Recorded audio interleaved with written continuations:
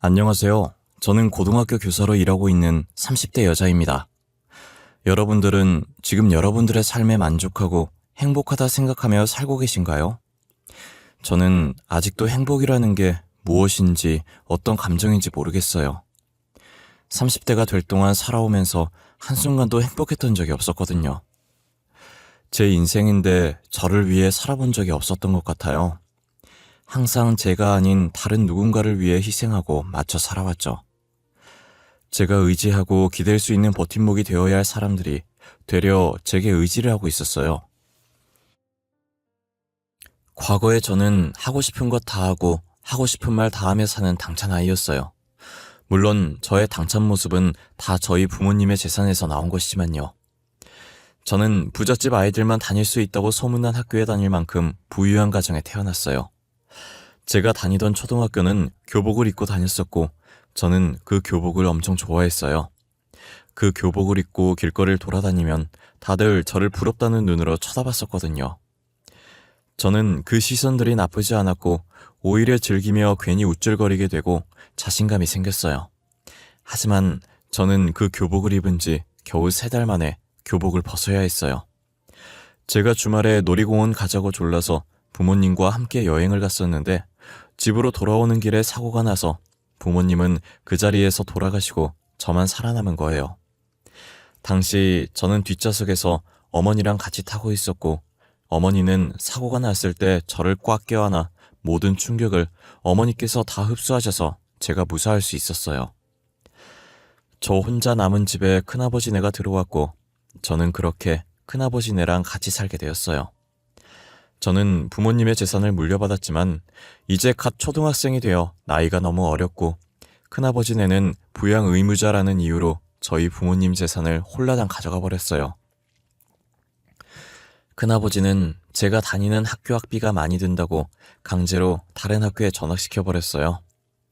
저는 억지로 교복을 벗어야 했고 옷도 원래 가지고 있던 옷을 입다가 크면서 안 맞게 되자 큰아버지 딸, 즉 사촌 언니가 입던 옷을 대충 입게 됐어요.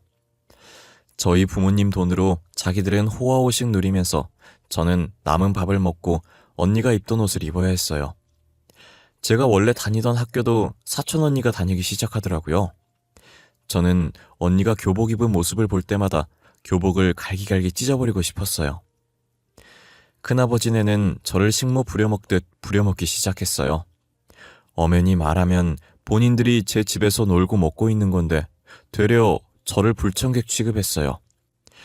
덕분이라는 말이 어울리는지 모르겠지만 저는 큰아버지네 덕분에 일찍부터 요리며 청소며 못하는 게 없었고 하도 부려먹어서 생활력도 절로 강해졌어요. 다른 아이들은 학교에 가기 싫어했지만 저는 큰아버지네 없는 학교가 제일 좋았어요. 학교에 있는 시간만큼은 자유의 몸이고 친구들과 걱정 없이 놀았어요. 다른 친구들과 다르게 학교 시간이 다가올수록 암담해지긴 했지만요. 저는 학교를 마치고 집에 들어오는 순간부터 본격적으로 하루가 시작됐어요. 들어오자마자 큰아버지네 저녁을 준비해야 했고 제가 없는 동안 어질러진 집을 치워야 했어요.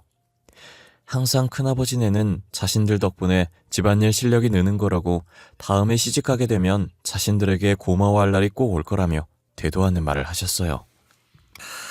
예, 넌 우리한테 항상 감사한 마음으로 살아야 한다. 친자식도 아닌데 걷어줘, 집안일 가르쳐줘. 이거 봐, 요리 실력 느는 거. 아유, 시집가면 이쁨 받겠어? 그래, 넌 진짜 우리 엄마 아빠한테 감사하다고 절해야 돼. 나 같았으면 너 진작에 어디다 갖다 버렸어. 내 자식도 아닌데 너 왜 키워? 그러게, 나는 전생에 무슨 죄를 얼마나 지었길래 남의 자식을 키우고 있는지. 아유, 내 팔자야. 그래도 저희 부모님 돈으로 이렇게 잘 지내고 계신 거잖아요. 이 집도 저희 부모님 집이고 오히려 저한테 고마워해야 하는 거 아니에요? 언니도 누구 돈으로 그 교복 입고 학교 가는지 잘 생각해. 어머 얘, 누구 돈으로 학교를 가냐니? 우리 돈으로 가는 거지. 이제 너네 부모님 돈은 없어. 우리한테 들어왔으면 이제 우리 돈 아니니? 그러니까 너는 얌전히 빨래나 해. 그 옷 손빨래 해야 된다? 큰아버지네는 과거에 세 식구 겨우 끼니 때울 만큼의 돈밖에 못 벌고 단칸방에서 옹기종기 모여 살던 시절은 생각도 못하고 제게 으름장을 놓았어요. 저희 부모님 재산이 없었더라면 죽을 때까지 이렇게 살아보지도 못했을 사람들이 다 자기가 잘나서 지금 이렇게 사는 거라며 저한테 집안에 도움이 안 된다고 구박했어요. 큰아버지네는 따로 돈 벌 생각도 하지 않았고 집에서 놀고 먹으며 저희 부모님 재산만 축내고 있었어요. 사실 저한텐 큰아버지네가 모르는 비밀이 한 가지 있어요. 내가 초등학교 올라가면서 혹시나 무슨 일 생길지도 모른다고 부모님이 제 명의로 남겨놓은 건물이 하나가 있었거든요. 이런 일이 생길 걸 미리 예상이라도 하셨다는 듯 부모님이 급하게 명의를 저한테 돌려놓으셨었어요. 큰아버지네가 돈을 너무 흥청망청 쓰셔서 부모님 재산이 금방 사라져버렸고 남은 건 제 건물뿐이었죠. 저는 괜히 말했다가 이 건물도 뺏길 것 같아서 건물에 대해서 한 번도 언급한 적이 없었어요. 언젠간 성인이 되면 그 건물에서 살 것이라고 다짐했고 이 집에서 하루라도 빨리 나오고 싶어서 빨리 성인이 되기만을 기다렸어요. 저는 고등학생이 되자마자 각종 아르바이트를 하기 시작했어요. 큰아버지는 부모님 돈을 다 써버려서 당장 생활할 돈도 없다고 돈 벌어오라고 하는 거예요. 도대체 그 많은 돈을 언제 다 쓴 건가 했더니 큰아버지가 노름을 하고 있었더라고요.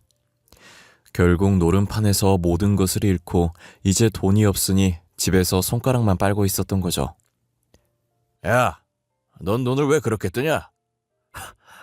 너도 내가 한심하냐? 한심하냐고? 당장 가서 돈 벌어와. 안 나가? 돈 가지고 오라고. 우리 당장 밥 먹을 돈도 없어. 굶고 싶지 않으면 돈 벌어와. 고깃집도 있고 식당도 있고 일할 곳 많잖아. 저 이제 고등학생이에요. 아직 미성년자라고요. 제가 어떻게 돈을 벌어요? 요즘 내 친구들도 돈 필요할 때마다 식당에서 아르바이트하고 그러던데? 식당 어차피 오후에 문 열잖아. 학교 마치고 일하면 되겠네. 아니면 주말에 가던가. 그렇게 잘 알면 진작에 언니가 나가서 돈 벌어오지 그랬어. 왜 나한테 손 벌려? 야, 나는 고3이야, 고3. 한창 공부할 땐데 수험생이 어떻게 아르바이트를 해? 너는 이제 고1이잖아. 고1은 괜찮아. 아르바이트 해도 돼. 큰아버지와 큰어머니는 돈 벌어오라고 난리였고 사촌 언니도 옆에서 부추겼어요. 저는 집에서 이런 꼴이나 보고 있을 바엔 아르바이트를 하는 게 낫겠다는 생각을 했어요. 돈 되는 일이라면 어떤 일이든 열심히 했던 것 같아요. 평일엔 고깃집을 했었고 주말 오전엔 청소년들이 노는 노래방, 주말 오후엔 PC방도 했었어요. 한창 놀 나이에 몸이 10개라도 모자랄 정도로 열심히 살았었어요. 다들 일하려고 하지 않았고 정말 제가 아니면 집구석이 돌아가지 않았어요. 밖에서 일하고 집에선 또 집안일하고 눈 감을 때까지 하루 종일 일이었어요. 저는 일해서 받은 돈으로 큰아버지께 생활비를 드리고 몰래 일부를 조금씩 모았어요. 성인이 되면 바로 독립할 생각으로 돈을 악착같이 모아왔어요. 그런데 막상 제가 성인이 되고 보니 미운 정도 정이라고 큰아버지네가 신경 쓰이더라고요. 그동안 놀고 먹어서 경렬단절로 써주지도 않을 건데 어떻게 밥벌이를 할지 걱정이었어요.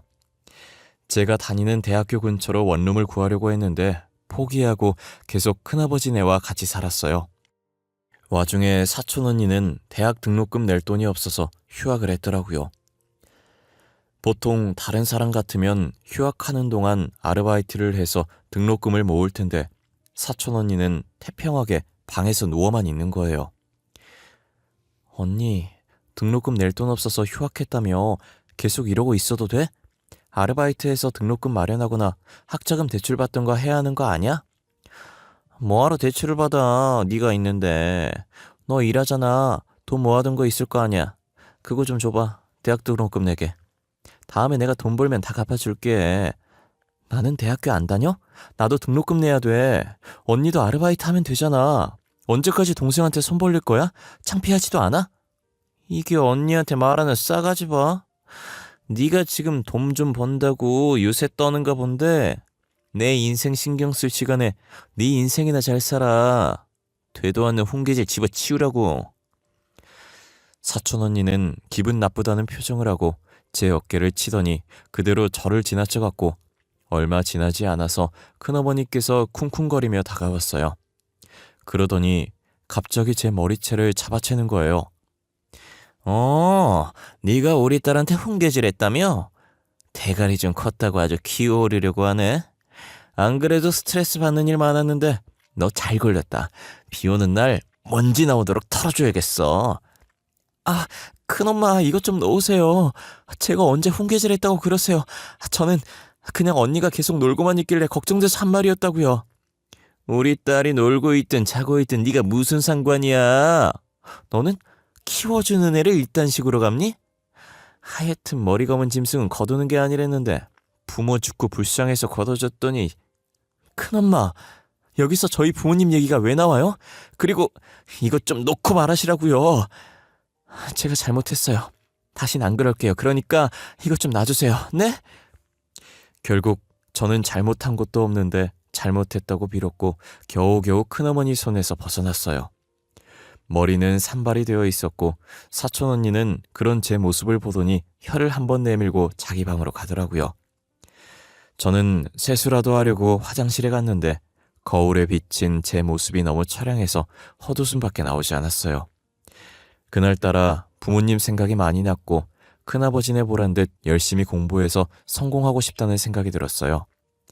저는 그날 이후로 미친 듯이 공부를 했고 대학교 졸업하자마자 임용고시에 합격을 했어요.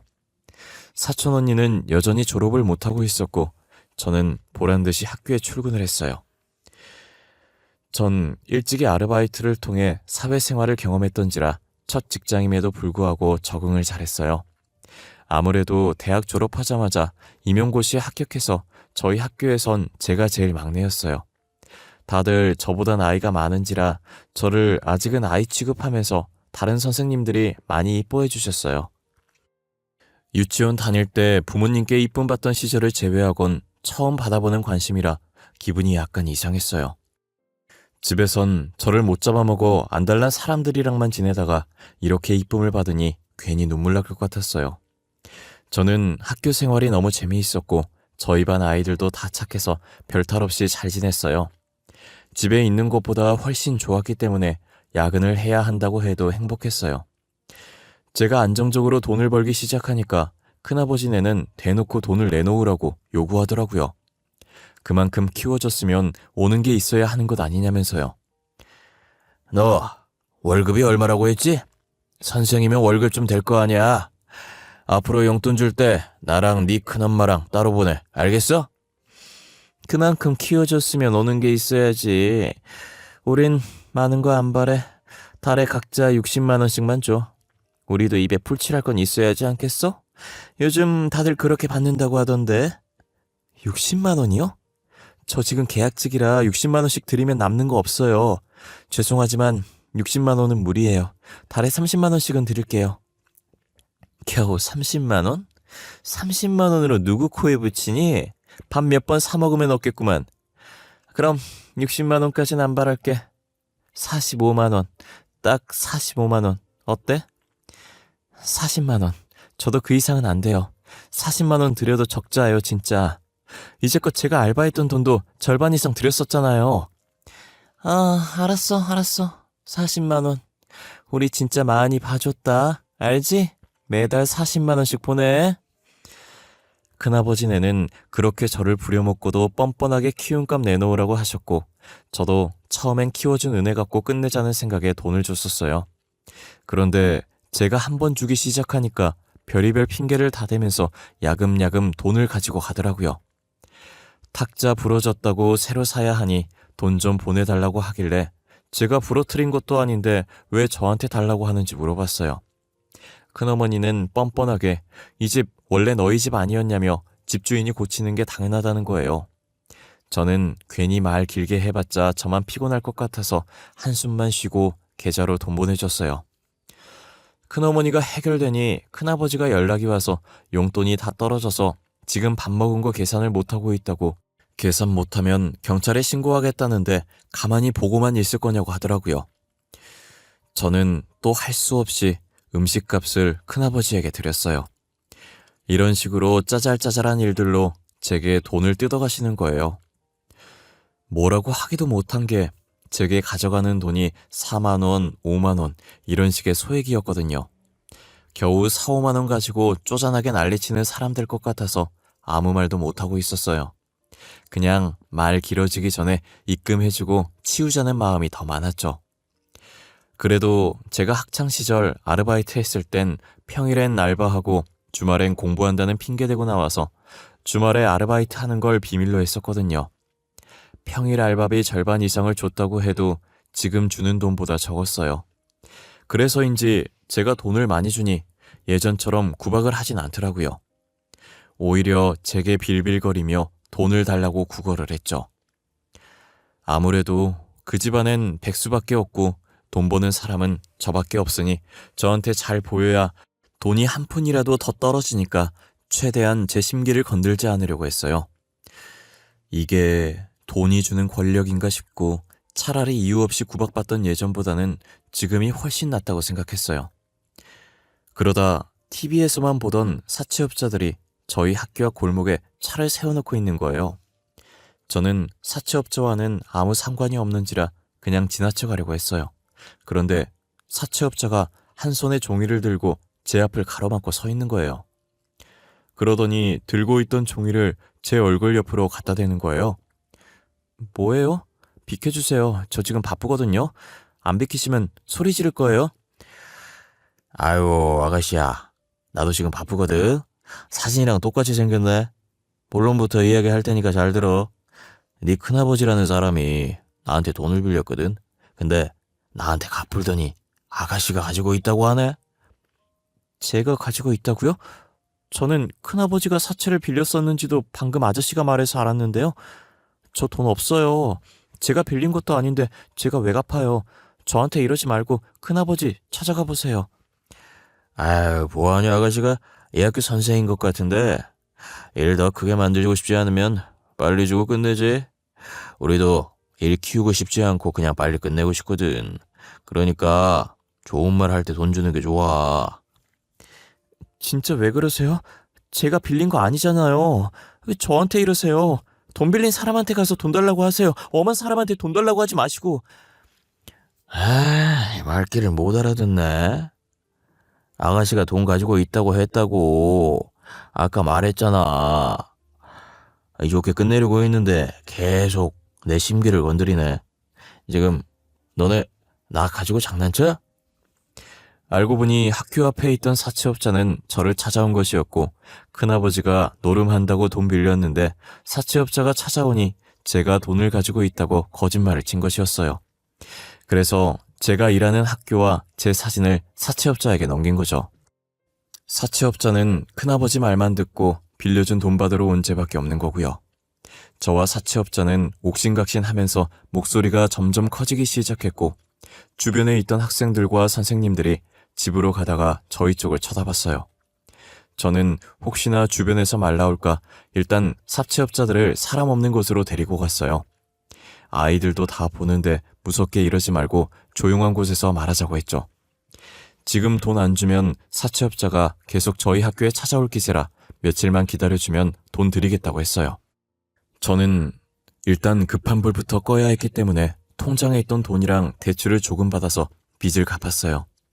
큰아버지는 한동안 저를 피해서 집에 돌아오지 않으시다가 돈 갚고 나니까 집으로 돌아오더라고요. 저는 큰아버지를 보자마자 소리를 질렀어요. 큰아빠, 진짜 제정신이에요? 겁도 없이 왜 사채를 써요, 사채를? 사채가 갚을 돈 없으면서 무슨 생각으로 돈 빌린 거예요? 그리고 왜 제 개인정보를 넘겨요? 그거 범죄예요, 알아요? 야, 내가 남의 개인정보 넘긴 것도 아니고 가족인데 뭐가 범죄야? 그리고 너가 돈 갚았다며 해결했으면 되지 뭘 그렇게 소리를 지르고 그래? 아유, 앞으로 사채업자 안 나타나겠네. 지금 저랑 장난하자는 거예요? 노름 좀 그만하세요. 저 그동안 계속 참고 있었는데 노름한다고 저희 부모님 재산 다 쓰고 이제 저한테까지 피해 입히고 뭐 하자는 거예요? 아이, 진짜 시끄럽게. 그거 좀 갚아줬다고 큰아버지한테 유세 부리는 거냐? 어? 네가 날 가족으로 생각했으면 그 정도는 해줄 수 있는 거 아니야? 왜 이리 말이 많아? 제발 철 좀 드세요. 죽은 동생 돈 그렇게 흥청망청 쓰고 다니면 미안하지도 않아요? 저였으면 미안해서라도 그렇게 안 살아요. 더 열심히 살았을 거라고요. 큰아버지는 한참 어린 조카에게 충고를 받는 게 자존심 상하셨나 봐요. 더 이상 제 말에는 대꾸를 하지 않으시고 제 뺨을 내리치시더라고요. 어디서 조그만 게 버릇없이 큰아버지한테 그런 식으로 행동하냐면서요. 그래도 이제껏 큰아버지가 제 친아버지의 형이니까 제게 어떻게 돼야든 계속 참고 살았었는데 뺨까지 맞은 이상 큰아버지네와 살고 싶지 않았어요. 저는 빨갛게 부어오르는 뺨을 손으로 감싸고 큰아버지를 한번 째려봐준 후 짐을 챙겼어요. 뒤에서 큰아버지가 무어라 소리치시는데 아무것도 들리지 않았고 짐 싸는 데만 집중했어요. 전부 사촌 언니가 쓰던 것들이고 제게 해준 게 없으니 쌀 짐이 별로 없더라고요. 알바에서 제 돈으로 샀던 물건들만 챙겨서 집을 나왔어요. 저는 부모님이 남겨주신 건물에서 살기로 마음먹었어요. 1층은 상가고 2층부터 4층까지 원룸과 투룸이 있었고 옥상에도 조그만 옥탑방이 있었어요. 일단 짐을 옥탑방에 넣어두었고 당분간 찜질방에서 지내고 이 건물을 리모델링 해야겠다고 생각했어요. 제가 사채업자한테 돈 갚는다고 예지했던 통장 말고 따로 빼놓은 통장이 있었거든요. 언젠간 이 건물 리모델링 해야겠다는 생각으로 들었던 적금이 있었어요. 저는 바로 은행을 찾아가 적금을 해지했고 건물 리모델링을 했어요. 1층 3가는 임대를 주어서 카페와 음식점이 들어섰고 나머지는 근처에 대학교가 있어서 대학생들을 위해 기본 시세보다 저렴하게 세를 내놔서 옥탑방을 제외하곤 다 세주고 있었어요. 저는 남는 방인 옥탑방에서 제 나름대로 인테리어를 해서 살고 있었죠. 제게 간섭할 사람이 아무도 없고 집안일 시킬 사람도 없으니 얼마나 편한지 몰라요. 진작에 이렇게 살 걸 그동안 뭐하러 그 집에서 꾸역꾸역 살았는지 모르겠더라고요. 제게 몰래 건물이라도 하나 남겨준 저희 부모님께 너무 감사했어요. 그래도 큰아버지네랑 지내면서 힘든 일 다 겪어보니 어떤 일도 힘들게 느껴지지 않았어요. 친구들은 집안일 하기 귀찮아서 자취를 안 한다던데 저는 원래도 집안일을 제가 다 했던 터라 계속 내 식구 뒤치다꺼리 하다가 이렇게 혼자 지내니 집안일 같지도 않고 오히려 더 편했어요. 제게 잡일 시키는 사람들이 없어지니 여유 시간도 생기고 좋았죠. 저는 창문으로 들어오는 신선한 바람을 맞으며 거실 한가운데에 누워 있었어요. 한참 여유를 부리며 눈을 감고 바람을 맞고 있는데 갑자기 누군가 제 집 문을 미친 듯이 두드리는 거예요. 문 두드리는 소리가 엄청 시끄러운 게 한 사람이 아닌 것 같았어요. 저는 너무 놀라서 순간적으로 몸을 움찔거렸고 놀란 가슴을 쓸어내린 뒤 문 쪽으로 다가갔어요. 문이랑 가까워질수록 문 앞에 있는 사람의 목소리가 선명해지더라고요. 역시나 제가 예상했던 것처럼 저를 찾아온 사람은 큰아버지와 큰어머니였어요. 제가 여기 있다는 건 또 어떻게 알았는지 귀신같이 찾아온 거예요. 저는 문 앞에 서서 문을 열어줘야 하나 말아야 하나 고민을 했어요. 그런데 하는 폼이 제가 문 열어주기 전까지 안 가고 저렇게 시끄럽게 할 것 같더라고요. 그러면 주변 사람들한테도 민폐니 그냥 문을 열어주기로 했어요. 아, 역시 네가 여기 있었구나. 저번에 네 아빠 재산 분할하면서 이 건물이 없다 했더니 그땐 주변에 뭐 없던 건물이라 판 줄 알았는데 너한테 줬나 보다. 근데 그걸 여태 숨기고 있었어? 네가 우리한테 어떻게 이래? 키워주고 입혀주고 먹여줬더니 이렇게 뒤통수를 때려? 너 당장 돈 내놔. 여기 세 주고 돈 받고 있을 거 아니야. 절반 정도는 우리한테 줘야지. 아줌마, 침 튀겨요. 멀리서 말하세요. 그리고 내가 당신들한테 돈을 왜 줘? 나를 키워줘? 누가? 나는 나 알아서 컸어. 내가 먹는 걸로 들어간 돈도 다 우리 부모님 돈이잖아. 야, 너 말을 그렇게 하면 우리가 서운하지. 가족 없이 혼자 남은 거 우리가 걷어줬더니 뭐가 어쩌고 저째? 키워주는 애를 이딴 식으로 갚는 애가 어딨어? 진짜 아까부터 뭘 키웠다고 그러는 거야? 저기 아줌마, 아저씨, 저희 부모님 돈이나 돌려주세요. 부양 의무자랍시고 가지고 간 저희 부모님 재산 다 돌려주시라고요. 이게 어디서 어른들 말하는데 두 눈 시퍼렇게 뜨고 대들어? 그 돈 이미 너 키우는데 다 들어간 거 몰라? 다 너한테 들어갔다고! 말은 똑바로 하세요. 저는 맨날 먹다 남은 밥 먹고 언니가 입던 옷 입고 다녔어요. 그 돈 다 당신들 사치 부리고 노래만 됐었잖아. 부모님 재산 토해낼 거 아니면 다시는 찾아오지 마. 알겠어? 저는 큰아버지와 큰어머니를 밀치고 문을 닫으려고 하는데 계속 비집고 들어오더라고요. 그동안 저희 부모님 재산 다 쓰고 제가 아르바이트해서 받은 돈도 가져가서 써놓고 무슨 염치로 여기까지 찾아와서 돈 내놓으라고 하는지 모르겠어요. 제게 해준 것도 없으면서 계속 키워준 값 내놓으라고 하는데 어처구니가 없더라고요. 좋은 말 할 때 가면 그냥 넘어가려고 했는데 안 가고 돈 달라고 소리 지르길래 경찰에 전화해버렸어요. 경찰과 전화 연결되자마자 모르는 사람이 주거 침입해서 돈 달라고 난리치고 있다고 빨리 와달라고 했죠. 결국 큰아버지와 큰어머니는 끝까지 저희 집에서 버티다가 경찰한테 끌려나갔어요. 그 뒤로도 몇 번이나 저희 집에 찾아왔고 제가 문을 열어주지 않자 1층 상가까지 갔더라고요. 큰아버지네가 건물주 나오라고 하라면서 인테리어 소품들 던지고 난리도 아니라고 잠깐 와보셔야 할 것 같다고 카페 사장님께 전화가 온 거예요. 다행히 딱 마침 제가 그때 수업이 없어서 급하게 카페로 향했어요. 도착해보니 소품들이 이리저리 굴러다니고 난리도 아니더라고요. 카페 사장님은 무서워서 구석에서 떨고 계시고 큰아버지와 큰어머니는 고래고래 소리를 지르고 있었어요. 지금 이게 무슨 짓들이에요? 남의 영업장에 와서 이게 무슨 민폐야. 사장님 죄송해요. 제가 이 사람들 데리고 나갈게요. 데리고 나가긴 어딜 데리고 나가? 그냥 여기서 얘기해. 우리 잘난 건물주님께서 기껏 이만큼 키워줬더니 이렇게 우리를 버리네. 아이고 부모 죽고 오갈 것 없는 애 키워줬더니 이렇게 뒤통수를 쳐? 머리 검은 짐승 거두는 게 아니라고 했는데 우리가 어쩌다 이런 신세가 된 거야? 우리 부모 건들지 말라고 그랬지. 겨우 단칸방 살던 사람들이 우리 부모님 재산 다 가져가고 우리 집에서 눌러붙어 산 주제에 뭐? 누가 누굴 키워? 오갈 곳 없던 사람은 당신들이잖아. 카페에 있던 사람들은 큰아버지와 큰어머니 말을 듣고 저를 쓰레기 보듯 했었어요. 키워준 은혜도 모르고 이렇게 대한 거냐면서 하나둘 말을 얹기 시작했죠. 하지만 제가 부모님 재산 다 가지고 가고 어린애 아르바이트 시키고 집안일 시켰다고 하니 사람들은 큰아버지와 큰어머니께 따가운 시선을 보내고 저마다 한 소리씩 하더라고요. 제 욕을 하던 사람들은 한순간에 큰아버지네를 욕하기 바빴어요. 기세등등 하던 큰아버지와 큰어머니는 사람들이 자신들에게 손가락질하며 욕을 하자 눈치를 보기 시작하더라고요. 저는 업무 방해죄와 기물 파손죄 그리고 명예훼손죄로 큰아버지와 큰어머니를 경찰에 신고했어요. 같이 경찰서로 가서 다시는 제 주변에 얼씬거리지 못하도록 접근금지 신청도 하고 나왔어요. 큰아버지와 큰어머니는 조사를 받았고 벌금형으로 끝나긴 했지만 죄가 많아서 벌금도 만만치 않다는 거예요. 웬만하면 저희랑 합의하라는 답을 받았다고 하더라고요. 저는 카페 사장님께 절대 합의해주지 말라고 했고 저도 합의할 생각 없다고 전했어요. 결국 큰아버지와 큰어머니는 많은 벌금을 내야 했고 벌금 낼 돈이 없어서 다시 사채에 손을 댔어요. 그리고 지금은 저와 연락을 끊은 상태고 큰아버지네는 사채업자들 피해 다니고 있다고 하더라고요.